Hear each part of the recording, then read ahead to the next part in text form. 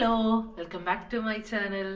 ഇന്ന് ഞാൻ ഇവിടെ സമ്മറാണ്, അപ്പം നല്ല അടിപൊളി ഒരു ഡ്രിങ്കിൻ്റെ റെസിപ്പി ആയിട്ടാണ്. ഡ്രിങ്കായിട്ടോ ഡെസേർട്ടായിട്ടോ എങ്ങനെ വേണേലും നിങ്ങൾക്ക് തന്നെ യൂസ് ചെയ്യാം. ഒന്നുമില്ല, നമ്മുടെ നാട്ടിലെ നോർമൽ അവൽ മിൽക്ക്. അപ്പം എങ്ങനെ അവൽ മിൽക്ക് ഉണ്ടാക്കുന്നത് നോക്കാം, ബാ. ആദ്യം തന്നെ ഞാൻ ഒരു 1/2 കപ്പ് അവൽ നന്നായിട്ടൊന്ന് റോസ്റ്റ് ചെയ്യുകയാണ്. നല്ലോണം ഒരു പാനിലിട്ടിട്ട് ഇളക്കി കളറ് ചേഞ്ച് ചെയ്യാതെ തന്നെ നന്നായിട്ട് റോസ്റ്റ് ആക്കി എടുക്കുക, നല്ല ക്രിസ്പി ആയിട്ട് എടുക്കുക. എന്നിട്ട് അതൊരു പ്ലേറ്റിലോട്ട് ഞാൻ മാറ്റി. എന്നിട്ട് അതേ പാനിൽ തന്നെ ഞാൻ കുറച്ച് കപ്പലണ്ടിയും കൂടെ വറുത്തെടുക്കുകയാണ്.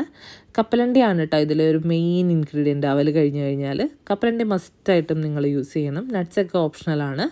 കപ്പലണ്ടി വറുത്ത് മാറ്റി. അതിനുശേഷം ഞാനൊരു ഇടികല്ലാണ് ഇവിടെ എടുത്തേക്കുന്നത്. എനിക്ക് നന്നായിട്ട് മാഷ് ചെയ്യാൻ എളുപ്പം എനിക്കതായതുകൊണ്ടാണ്. ജസ്റ്റ് ഒരു ബൗളിലോട്ട് നിങ്ങൾ പഴം ഇങ്ങനെ ഇട്ടിട്ട് ഫോർക്ക് കൊണ്ട് മാഷ് ചെയ്താലും മതി. ഇങ്ങനെ തന്നെ ചെയ്യണമെന്നൊന്നുമില്ല. അപ്പോൾ ഇതൊന്ന് ജസ്റ്റ് ഒന്ന് ഉടച്ചെടുക്കുക. പഴം ചെറിയ പഴമാണ് ഞാനിവിടെ യൂസ് ചെയ്തിരിക്കുന്നത്, പൂവൻ പഴം. പാളയം കൊണ്ടാണെങ്കിലും കുഴപ്പമില്ല കേട്ടോ. ഒന്ന് ഉടച്ച് കഴിയുമ്പോഴത്തേക്കും ഞാൻ അതിൻ്റെ അകത്തേക്ക് ആവശ്യത്തിന് പഞ്ചസാരയും കൂടി ഇട്ടിട്ട് നല്ലോണം ഒന്ന് ഇടിച്ച് ഇതാക്കി കേട്ടോ, മാഷ് ചെയ്തു.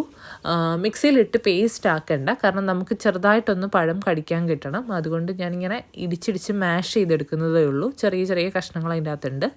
ഇനി ഞാനിതൊരു വലിയൊരു പാത്രത്തിലോട്ട് മാറ്റിയിട്ട് അതിൻ്റെ അകത്തേക്ക് നല്ല തണുത്ത പാൽ, പാസ്ചറൈസ്ഡ് പാലായതുകൊണ്ടാണ് ഞാൻ ഡയറക്റ്റ് ഒഴിക്കുന്നത്. നാടൻ പാലൊക്കെ ആണെന്നുണ്ടെങ്കിൽ നിങ്ങൾക്കൊന്ന് തിളപ്പിച്ചാറിയതിന് ശേഷം തണുപ്പിച്ച് യൂസ് ചെയ്യുന്നതായിരിക്കും നല്ലത് കേട്ടോ. ഞാനിതിപ്പോൾ നല്ല തണുത്ത പാലാണ് യൂസ് ചെയ്യുന്നത്. കാരണം അവൽ മിൽക്ക് ഉണ്ടാക്കി കഴിഞ്ഞിട്ട് നമ്മൾ തണുപ്പിക്കാൻ വെക്കുന്നത് ഒരു രസമില്ല. ആ അവലൊക്കെ എന്നാൽ സോഗിയായി പോവും. അതുകൊണ്ട് എപ്പോഴും മാക്സിമം തണുത്ത ഇൻഗ്രീഡിയൻസ് ഒക്കെ തന്നെ യൂസ് ചെയ്യുക. നല്ലോണം വന്നിട്ട് മിക്സ് ചെയ്ത് കൊടുത്ത് ആ ഒരു നമ്മുടെ ആ പഴത്തിൻ്റെ മിക്സും പാലും എല്ലാം കൂടെ യോജിച്ച് ഒരേ ഒരു ഇതിൽ വരണം.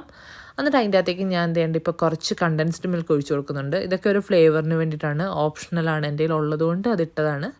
പിന്നെ കുറച്ച് ബൂസ്റ്റ്, നിങ്ങൾക്ക് ഹോർലിക്സ് വേണേലും ഇടാം, അല്ല വാനില എസൻസ് വേണേൽ വാനില എസൻസ്, അങ്ങനെ എന്ത് ഫ്ലേവർ വേണേലും കൊടുക്കാം കേട്ടോ. ഇത് നന്നായിട്ട് മിക്സ് ചെയ്ത് കഴിയുമ്പോഴത്തേക്ക് നമുക്ക് ഇതിൻ്റെ അകത്തേക്ക് നമ്മൾ വറുത്ത് വെച്ചേക്കുന്ന അവലും കപ്പലണ്ടിയും ഞാൻ കുറച്ച് നട്ട്സും കൂടി ഇടുന്നുണ്ട്.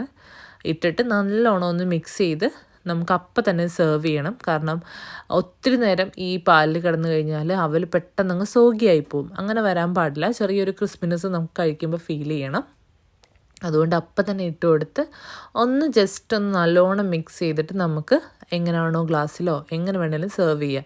ഇതൊരു പായസമൊക്കെ പോലെ ഒരു ഡെസേർട്ടായിട്ട് വേണമെങ്കിലും നമുക്ക് കഴിക്കാം കേട്ടോ, ആഫ്റ്റേഴ്സായിട്ട് ഫുഡൊക്കെ കഴിച്ച് കഴിഞ്ഞിട്ട്.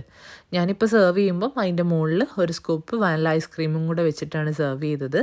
അതും ഓപ്ഷണലാണ്. നിങ്ങൾക്ക് വേണമെങ്കിൽ മാത്രം ഐസ്ക്രീം എടുത്താൽ മതി. വളരെ നല്ല ഒരു ഈസി ആയിട്ട് ഉണ്ടാക്കാൻ പറ്റുന്ന ഒരു ഡ്രിങ്ക് അല്ലെങ്കിൽ ഒരു ഡെസേർട്ടാണ്. എല്ലാവരും ട്രൈ ചെയ്ത് നോക്കിയിട്ട് അഭിപ്രായം പറയണം. അപ്പോൾ അടുത്ത വീഡിയോ ആയിട്ട് നമുക്ക് വീണ്ടും കാണാം. Tata, bye bye.